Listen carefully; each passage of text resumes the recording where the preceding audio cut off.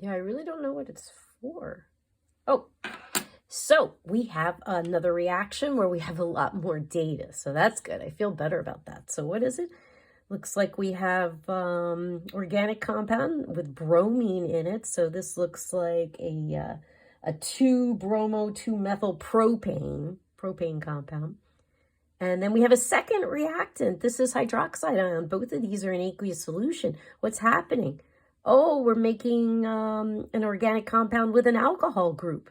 Oh, that's T-butyl alcohol plus bromide ion. Oh, I see. The hydroxide ion is displacing this bromine atom on here. So it goes over there and the bromine comes off as bromide ion, gets extra electron. It's like a switch between hydroxide and bromine. That's very interesting, making T-butyl alcohol. So it looks like 5 trials were done. Oh, good. And the trials, it looks like it varies the concentration, the starting concentrations of both reactants and measures rate. Oh, so if we're going to determine a rate law, it's like we want to know the impact of both of these reactants on the rate. So look at our rate law. We've expanded it a little bit. Instead of just one reactant raised to a power in order, we also multiply by a second reactant raised to a different exponent. Could be the same, could be different. And if we add up these exponents, whatever they are, that'll give us the overall order of the reaction. So we got to determine both of these. And you have to determine these before you can determine a value for K. So let's look at the design of the experiment. There's 5 trials. All right, let's look at trials 1 and 2 because we want to compare trials. So our propane compound with the bromine in there, we start out at 1 molar, hydroxide 0.05 molar. There's our rate. Trial 2 looks like we double the concentration of our propane bromine compound. And we don't change the hydroxide ion concentration. Oh, good. So that's not going to impact the rate. We'll just see what this impact is. We double that concentration. Oh, the rate doubles. Ah, so we suspect first order with that one. You double the concentration of this reactant, and it doubles the rate. Oh, good. That's like a first order right there. Let's check though. Can we verify with another comparison? Where's another? Oh, how about trials 1 and 3?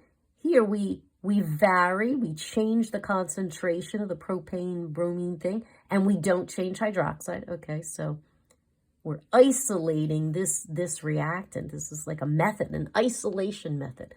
We're isolating this variable away from that one. So what do? We cut that in half. What happens to the rate? Oh, it cuts in half. There you go.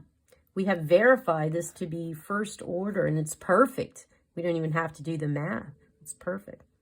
All right, now let's figure out the order with respect to hydroxide. So I can't compare trials 1 and 2 because it's not changing. I need a comparison where we change hydroxide, we isolate that one, and we don't change the other one. Okay, how about 4 and 5? Let's try that because this is the same. This doubles. What's the impact on rate? Oh, nothing. Oh, okay, well, we better check that another trial here.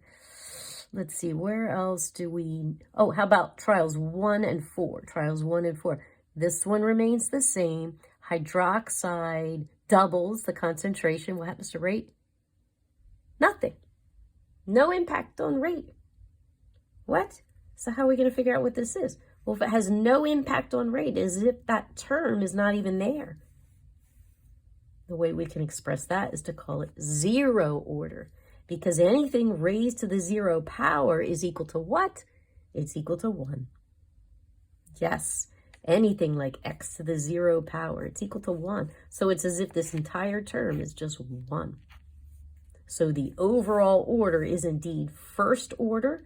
And so once we know that, we could plug in values and we could solve for K. We could solve it from all 5 trials, take an average. That would give us K. So that's called an isolation method. It's good. The data was pretty clear. We didn't have to use our log functions. Let's try another situation where we have to use some log functions, do a little math. Before we try it, though, I will mention that the lab coming up next week, your reaction, you're going to study the kinetics and determine the rate law for something with 3 reactants.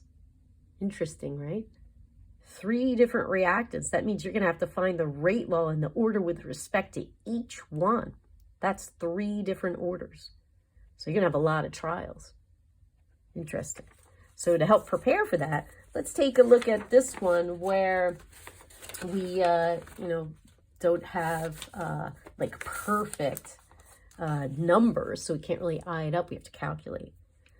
So this time we have a 1 to 2 mole ratio, A and B, 2 different reactants becoming products. Okay, so what do we got? We only got 3 trials. Only 3. But is that a good design? Are we isolating? Are we using a isolation method, just varying one of them? Yeah, trials 1 and 2 were varying A and holding B constant. And then trials 1 and 3 were holding A constant and varying B. Oh, good. All right, so we're going to be able to do it. So I've written down here little rate laws for trial 1 and trial 2, where between trials 1 and 2, this B component is held constant. So I've got 0.08 for the A raised to a power, an order, and I got 0.04 raised to a power. So this is the 2 reactants times the K is equal to the rate that was measured. And same thing for trial 2. So we said before, the way to kind of solve for these exponents is to divide the 2 equations, because right now I have 2 equations with 3 unknowns. I got to get rid of 2 of them. You can only solve for 1 at a time. So we'll divide, and we see our usual K's canceling. But we also see this canceling. If there's no change here, that's 1 over 1. That's a factor of 1. Okay, now we just have a nice regular result here. So left side, 0.44 divided by 1.70. That's 0.250 is equal to. Now the right side, again, that's 0.080 divided by 0.160. Both that whole fraction raised to the power. And so that is just 0.5. So 0.50 raised to the m is equal to 0.250. Now we can kind of eye that up because we know if we square a half, we get a quarter. And you can also try it using the log functions. But m comes out to be 2. Second order with respect to what? Oh, the concentration of A. So the first reactant. Now, how are we going to get the other one? Well, we have to try the different trials. So let's pick trials 1 and 3 because A remains constant and B changes. So trial 1 again, 0.440 is equal to K, 0.080 raised to the M, and 0.040 raised to the N. And then trial 3, that's where we have our rate of 0.621 mole per liter per second is equal to K. K is a constant. And then our concentration of A is 0.080 raised to the M times 0.080 raised to the N. So we're looking at those 2 trials. And if we divide the 2 equations, K's cancel. And this thing raised to the M cancels. So now we're isolating and we get the N. So we divide this side, and that's 0.708. And we divide this side, 0.04 divided by 0.08. That's 0.5 raised to the N power. Well, that's not to the first. 0.5 to the first is just 0.5. That doesn't equal 0.7. It's also not squared. Better use the log functions then. So if I take the log of both sides of the equation, that means I can bring this n over. N log of 0.5. And if I divide both sides by the log of 0.5,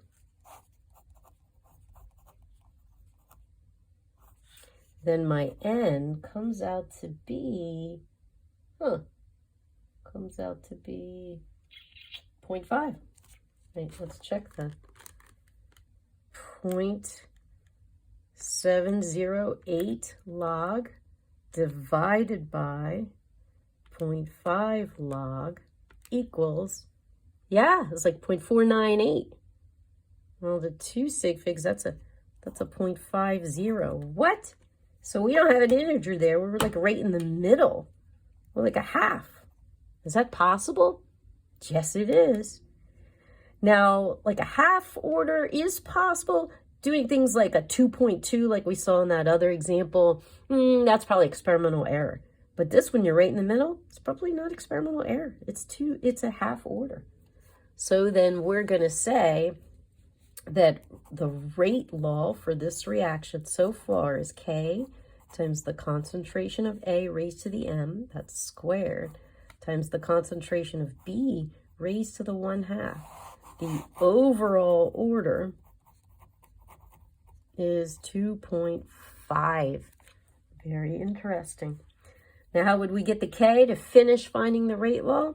Well, now that we know the orders, we can take any trial, we can put those in there and solve for K. And we should probably do it for all three and average the value. So overall order here, 2.5. Okay, so see you next class.